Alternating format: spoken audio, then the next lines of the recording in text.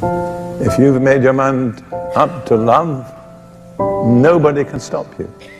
They can say all sorts of hard things about you. They can treat you in a very mean, miserable way. But they cannot stop you loving. Is that right?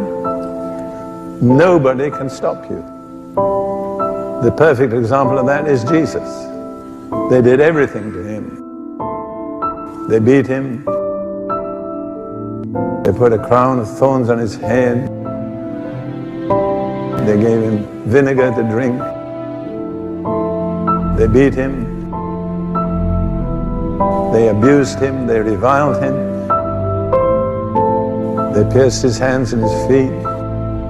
But one thing they could not do was what? They could not stop him loving. He loved them to the end. You see, if you love with that kind of love, nobody can stop you. It's the perfect law of liberty. You are the only really free person on earth, because nobody can stop you doing what you want to do. Isn't that wonderful? I mean, I'm impressed when I think about it. Nobody can stop you. That's why it's called the perfect law of liberty. I share something which God sometimes impels me to share. But I've seen that's what God is looking for. We can talk as much as we like about faith and righteousness, but if we do nothing for the people who really need us, we're just using empty words.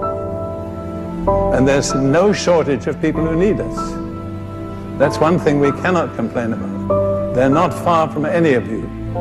There are people who desperately need to be loved. They're lonely.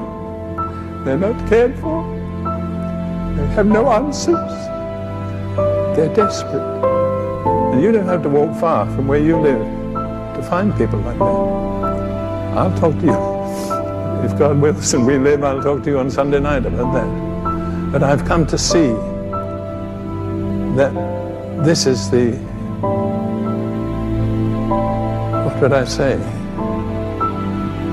It's the purpose of God. It's what God is waiting for.